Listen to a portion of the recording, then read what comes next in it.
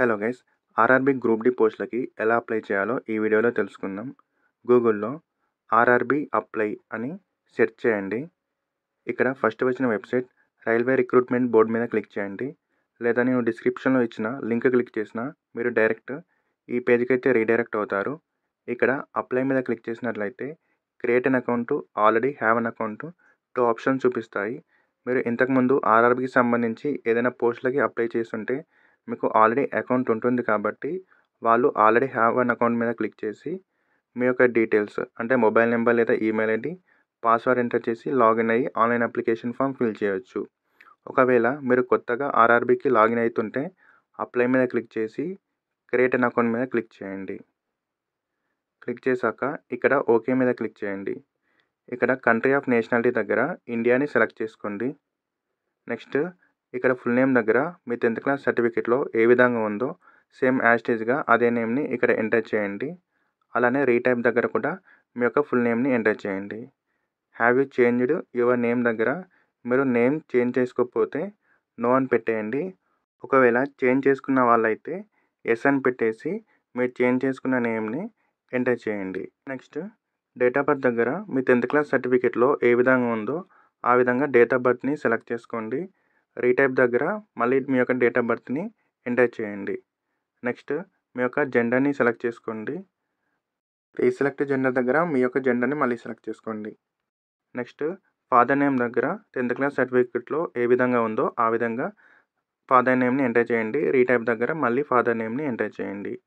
Next మీ యొక్క mother నేమ్ని enter చేయండి. Retype దగ్గర మళ్ళీ మీ యొక్క మదర్ నేమ్ని ఎంటర్ చేయండి. నెక్స్ట్ కాంటాక్ట్ డీటెయిల్స్లో ఇక్కడ ఈమెయిల్ దగ్గర మీ యొక్క ఈమెయిల్ ఐడిని ఎంటర్ చేసి నెక్స్ట్ జనరేట్ ఈమెయిల్ ఓటీపీ మీద క్లిక్ చేసినట్లయితే మీ ఈమెయిల్కి ఓటీపీ వస్తుంది. ఆ ఓటీపీని ఇక్కడ బాక్స్లో ఎంటర్ చేయండి. సిమిలర్గా మొబైల్ నెంబర్ని ఎంటర్ చేసి జనరేట్ మొబైల్ ఓటీపీ మీద క్లిక్ చేస్తే మీ మొబైల్కి ఓటీపీ వస్తుంది. ఆ ఓటీపీని ఇక్కడ ఎంటర్ చేయండి. నెక్స్ట్ ఆధార్ వెరిఫికేషన్లో ఇక్కడ ఆధార్ నెంబర్ని ఎంటర్ చేసి నెక్స్ట్ జనరేట్ ఆధార్ ఓటీపీ మీద క్లిక్ చేసి మీ మొబైల్కి వచ్చిన ఓటీపీని ఇక్కడ ఎంటర్ చేసి నెక్స్ట్ వెరిఫై మీద క్లిక్ చేసి ఆధార్ని వెరిఫై చేసుకోండి. నెక్స్ట్ ఇక్కడ ఈ చెక్ బాక్స్ని క్లిక్ చేసి తర్వాత ఇక్కడ మనం పాస్వర్డ్ అయితే క్రియేట్ చేసుకోవాలి. పాస్వర్డ్లో at least capital letter, small letter, special character అలానే నెంబర్ ఉండే విధంగా ఒక పాస్వర్డ్ని అయితే క్రియేట్ చేసుకోండి. మళ్ళీ అదే పాస్వర్డ్ని ఇక్కడ కన్ఫర్మ్ పాస్వర్డ్ దగ్గర ఎంటర్ చేయండి. నెక్స్ట్ ఇక్కడ ఐఎమ్ నాట్ రోబోట్ మీద క్లిక్ చేసి preview and create an account మీద క్లిక్ చేసి మీ యొక్క అకౌంట్ని అయితే క్రియేట్ చేసుకోండి. అకౌంట్ని క్రియేట్ చేసుకున్న తర్వాత ఆన్లైన్ అప్లికేషన్ ఫామ్ ఫిల్ చేయమని వస్తుంది. అక్కడైనా ఫిల్ చేయొచ్చు లేదా మీరు మళ్ళీ హోమ్ పేజ్కి వచ్చేసి ఇక్కడ ఆల్రెడీ హ్యావ్ అన్ అకౌంట్ మీద క్లిక్ చేసి కూడా ఆన్లైన్ అప్లికేషన్ ఫామ్ని ఫిల్ చేయవచ్చు. ఇక్కడ మీ యొక్క మొబైల్ నెంబర్ లేదా ఈమెయిల్ ఐడిని ఎంటర్ చేసి పాస్వర్డ్ని ఎంటర్ చేసి నెక్స్ట్ ఐఎమ్ నాట్ రోబోట్ మీద క్లిక్ చేసి లాగిన్ మీద క్లిక్ చేసి లాగిన్ అవ్వండి. లాగిన్ అయిన తర్వాత మనకి ఇక్కడ ఇన్స్ట్రక్షన్స్ ఒకసారి చూసుకొని కింద ఆన్లైన్ అప్లికేషన్ మీద క్లిక్ చేయండి. లేదా మీకు పైన కూడా ఇక్కడ ఆన్లైన్ అప్లికేషన్ ఉంటుంది, దాని మీద క్లిక్ చేయండి. క్లిక్ చేసిన తర్వాత మనకి ఇక్కడ ఆర్ఆర్బీకి సంబంధించి 2 నోటిఫికేషన్స్ అయితే చూపిస్తాయి. అందులో గ్రూప్ డిది వచ్చేసి మనకి ఫస్ట్ ఉంది కదా, సిఏ నెంబరు 08/2024 అని. సో ఇది వచ్చేసి మనకి గ్రూప్ డికి సంబంధించింది. ఇక మనకి స్టార్టింగ్ డేట్ వచ్చేసి January 23 అయితే స్టార్ట్ అయింది. నెక్స్ట్ అప్లికేషన్ క్లోజ్ డేట్ వచ్చేసి February 22 వరకు అయితే ఉంది. ఇప్పుడు select the RRB for which you wish to apply మీద క్లిక్ చేసి మీరు ఏ జోన్కి అయితే అప్లై చేయాలనుకుంటున్నారో ఆ జోన్ని సెలెక్ట్ చేసుకోండి. సెలెక్ట్ చేసుకున్న తర్వాత ఇక్కడ I am not currently debarred by any RRB or RRC మీద క్లిక్ చేసి నెక్స్ట్ మీద క్లిక్ చేయండి. క్లిక్ చేశాక ఇక్కడ జనరేట్ ఆధార్ ఓటీపీ మీద క్లిక్ చేస్తే మీ మొబైల్కి ఓటీపీ వస్తుంది. ఆ ఓటీపీని ఇక్కడ ఎంటర్ చేయండి. ఎంటర్ చేసిన తర్వాత ఇక్కడ చెక్ బాక్స్ మీద క్లిక్ చేసి వెరిఫై మీద క్లిక్ చేయండి.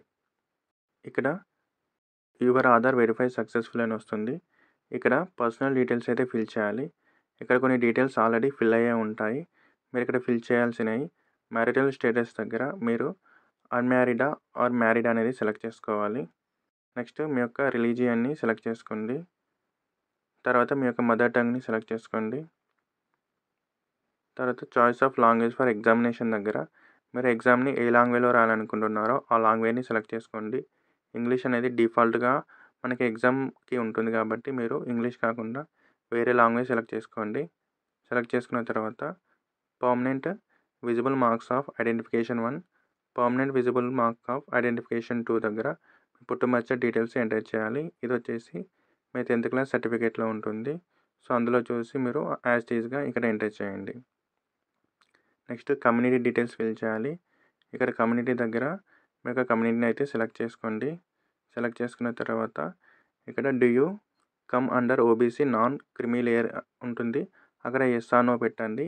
ఇన్ కేస్ నో అని పెడితే మీరు మిగతా డీటెయిల్స్ ఫిల్ చేయాల్సిన అవసరం లేదు. ఇన్ కేస్ మీరు నాన్ క్రిమీ లేయర్ కిందకి వస్తే ఎస్ అని సెలెక్ట్ చేసుకొని దానికి సంబంధించిన మిగతా డీటెయిల్స్ అయితే ఫిల్ చేయాలి. ఇక్కడ మీ యొక్క క్యాష్ నేమ్ని ఎంటర్ చేసి నెక్స్ట్ మీ యొక్క కమ్యూనిటీ సర్టిఫికేట్ని నెంబర్ని ఎంటర్ చేయాలి. తర్వాత ఈ కమ్యూనిటీ సర్టిఫికేట్ ఎవరు ఇష్యూ చేశారో ఆ ఇష్యూ అథారిటీని సెలెక్ట్ చేసుకోవాలి. నెక్స్ట్ ఈ ఇష్యూ స్టేట్ని సెలెక్ట్ చేసుకోవాలి. తర్వాత ఈ కమ్యూనిటీ సర్టిఫికేట్ ఇష్యూ డేట్ ఉంటుంది కదా, అది సర్టిఫికేట్ మీద ఉంటుంది. ఆ డేట్ని సెలెక్ట్ చేసుకోండి. సెలెక్ట్ చేసుకున్న తర్వాత next postal address details enter చేయాలి. ఇక్కడ ఫస్ట్ మీ యొక్క ప్రజెంట్ అడ్రస్ డీటెయిల్స్ అయితే ఎంటర్ చేయాలి. మీ స్టేట్ అలానే మీ యొక్క డిస్ట్రిక్ట్ని సెలెక్ట్ చేసుకొని ఇక్కడ అడ్రస్ బాక్స్లో మీ యొక్క ఇంటి నేమ్తో సహా పూర్తి అడ్రస్ని ఎంటర్ చేయండి. నెక్స్ట్ మీకు నియరెస్ట్ సిటీ ఏది ఉంటే అది ఎంటర్ చేయండి. తర్వాత మీ యొక్క పిన్ కోడ్ని ఎంటర్ చేయండి. Next permanent address details fill చేయాలి. ఒకవేళ మీ యొక్క ప్రజెంట్ అడ్రస్ డీటెయిల్స్ అలానే పర్మనెంట్ అడ్రస్ డీటెయిల్స్ సేమ్ అయితే ఇక్కడ ఉన్న చెక్ బాక్స్ని క్లిక్ చేస్తే సరిపోతుంది. ఆటోమేటిక్గా పర్మనెంట్ అడ్రస్ డీటెయిల్స్ రిఫ్లెక్ట్ అయిపోతాయి. మీరు మళ్ళీ ఫిల్ చేయాల్సిన అవసరం లేదు. ఒకవేళ వేరైతేనే మాత్రం మీరు మళ్ళీ పర్మనెంట్ అడ్రస్ డీటెయిల్స్ ఫిల్ చేయాలి. ఫిల్ చేశాక నెక్స్ట్ సేవ్ మీద క్లిక్ చేసి నెక్స్ట్ మీద క్లిక్ చేయండి. ఇప్పుడు అదర్స్ డీటెయిల్స్లో మీరు ఎక్స్ సర్వీస్ మ్యాన్ అనేది ఎస్ ఆర్ నో సెలెక్ట్ చేసుకోండి. నెక్స్ట్ మీరు పర్సన్ విత్ డిజబిలిటీ అంటే మీకు ఏమన్నా డిజబిలిటీ ఉందా అనేది సెలెక్ట్ చేసుకోండి. ఒకవేళ ఏ సెలెక్ట్ చేసుకుంటే మాత్రం మీరు ఆ డిజబిలిటీకి సంబంధించిన డీటెయిల్స్ ఫిల్ చేయాలి. ఒకవేళ డిజబిలిటీ లేకపోతే నో అని పెట్టేసేయండి. ఇప్పుడు స్క్రైబ్ డీటెయిల్స్లో ఒకవేళ మీరు పైన బెంచ్ మార్క్ డిజబిలిటీ ఎస్ అని పెడితేనే స్క్రైబ్ డీటెయిల్స్ ఇవ్వండి. ఒకవేళ పైన బెంచ్ మార్క్ డిజబిలిటీ నో అని పెడితే స్క్రైబ్ డీటెయిల్స్లో కూడా నో అని పెట్టేయండి. నెక్స్ట్ మీకు ఈబీసీ సర్టిఫికేట్ ఉంటే ఎస్ అని పెట్టండి, లేకపోతే నో అని పెట్టేయండి. నెక్స్ట్ మీరు ఇండియన్ రైల్వే ఎంప్లాయా అనేది ఎస్ ఆర్ నో పెట్టండి. నెక్స్ట్ కరెంట్ ఎంప్లాయ్మెంట్ డీటెయిల్స్లో మీరు సెంట్రల్ గవర్నమెంట్లో కానీ స్టేట్ గవర్నమెంట్లో కానీ పిఎస్లో కనుక వర్క్ చేస్తే సెలెక్ట్ చేసుకోండి. ఒకవేళ వర్క్ చేయకపోతే నాట్ అప్లికేబుల్ అని సెలెక్ట్ చేసుకోండి. Next details of course completed act అప్రెంటిస్లో ఒకవేళ మీరు రైల్వేస్లో అప్రెంటిస్షిప్ కంప్లీట్ చేస్తే ఎస్ అని పెట్టండి, లేకపోతే నో అని పెట్టేసేయండి. నెక్స్ట్ ఎగ్జామ్ రాసాక మనీ రీఫండ్ అవుతుంది కాబట్టి దానికోసం బ్యాంక్ డీటెయిల్స్ అయితే ఎంటర్ చేయాలి. ఇక్కడ ఫస్ట్ మీ యొక్క అకౌంట్ హోల్డర్ నేమ్ అలానే అకౌంట్ నెంబర్ ఎంటర్ చేసి నెక్స్ట్ మళ్ళీ కన్ఫర్మ్ అకౌంట్ నెంబర్ దగ్గర మళ్ళీ అకౌంట్ నెంబర్ని ఎంటర్ చేసి మీ యొక్క బ్యాంక్ ఐఎఫ్ఎస్సి కోడ్ ఎంటర్ చేసి కన్ఫర్మ్ మీద క్లిక్ చేస్తే ఆటోమేటిక్గా బ్యాంక్ నేము అలానే బ్యాంక్ అడ్రస్ అనేది వచ్చేస్తాయి. ఇప్పుడు సేవ్ మీద క్లిక్ చేసి నెక్స్ట్ మీద క్లిక్ చేయండి. ఇప్పుడు ఎడ్యుకేషన్ క్వాలిఫికేషన్ డీటెయిల్స్ అయితే ఫిల్ చేయాలి. ఇక్కడ ఫస్ట్ మనకి మెట్రికులేషన్ డీటెయిల్స్ అయితే ఎంటర్ చేయాలి. ఫస్ట్ ఇక్కడ మీరు 10th చేసిన స్టేట్ని అలానే డిస్ట్రిక్ట్ని సెలెక్ట్ చేసుకొని తర్వాత మీ యొక్క 10th క్లాస్ బోర్డ్ని ఎంటర్ చేయండి. తర్వాత మీరు 10th ఏ డేట్న పాస్ అయ్యారో ఆ డేట్ని సెలెక్ట్ చేసుకొని అలానే రోల్ నెంబరు అలానే 10th సీరియల్ నెంబర్ను ఇచ్చేసి 10th డీటెయిల్స్ అయితే ఫిల్ చేయండి.